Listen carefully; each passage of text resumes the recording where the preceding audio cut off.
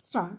I am delighted to be with this distinguished audience at the 86th annual session of the Indian Science Congress. My special greetings to the foreign scientists and the Nobel lecturers for being with us today. I am particularly pleased that this session of the Science Congress is being held in Chennai and at Anna University, which is the pride of Tamil Nadu. This is the part of India where literature, arts, culture, architecture, spiritualism, and science have flourished in a magnificent confluence for many centuries. This land has produced giants of literature like the saint, poet, and philosopher Rakshatra Kavi Subramanyam Bharati.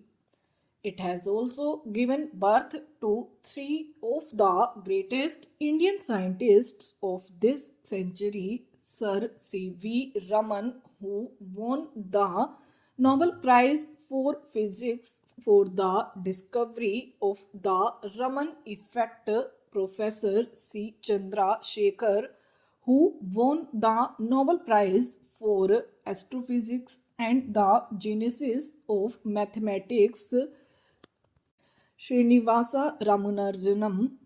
Science is a major driving force behind social change. There is no aspect of modern life that is untouched by the effects and products of science and technology. More progress of science and technology has taken place in this country than in all the previous centuries of non human history. Their impact on human life, indeed on planetary life, is certain to be far more profound in the coming century. Taken as a whole, the effects of science and technology have been both positive and negative, although, in my opinion, largely positive.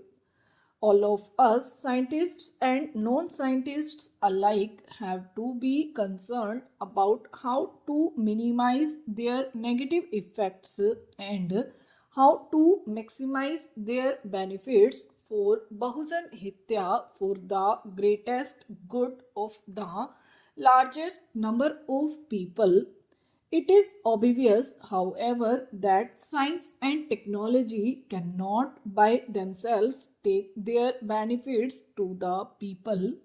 They do so in specific socio-economic and political contexts with the help of right policies and sound delivery mechanisms.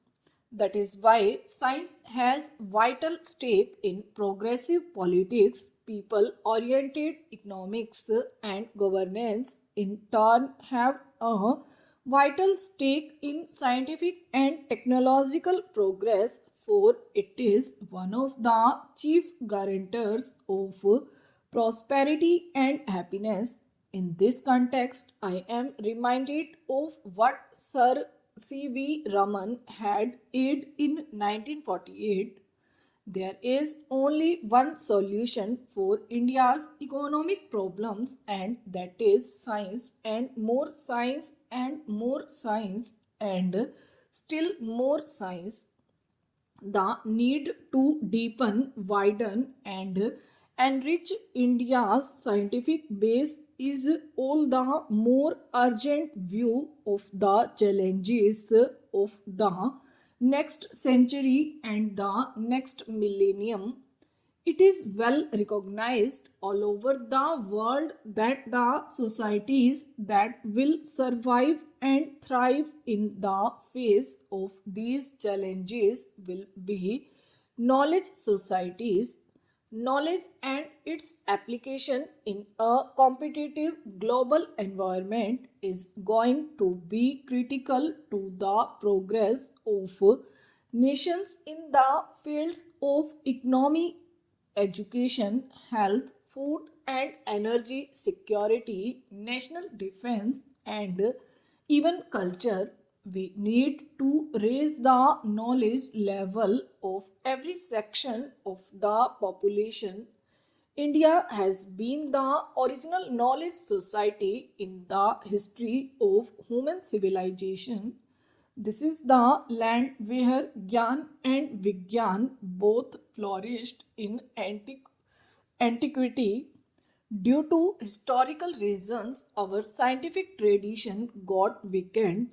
The question before us now is, how do we, as a free nation with 5 decades of experience of independent development, emerge once again as a global scientific power in the early part of the next century?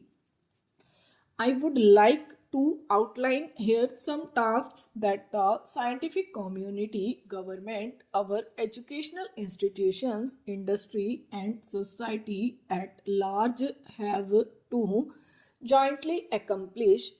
First, our scientific establishment must focus not only on quantity but also on quality, especially such standards of quality that stand international scrutiny.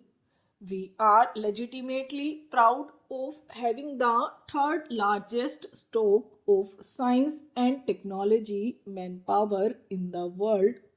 However, in spite of this vast S&T infrastructure, should we not achieve much more than what we have done in the past 50 years? Yes, we must. We must resolve not to maintain mostly a recipient of scientific and technology knowledge from outside, but also become a giver, a major contributor. We cannot afford to purely imitate or to be satisfied with following the science that other nations are doing. We have to be trendsetters in our own right in as many areas as possible. It is very important that while developing our human resource, we take special measures to enthuse, encourage, and support women scientists and technologists to pursue their professional career. I would urge the Ministry of HRD to give high priority to the simplification of rules and regulations to encourage more and more women professionals getting involved in scientific programs, and our scientific community must forge collaborations with the best institutions across the globe.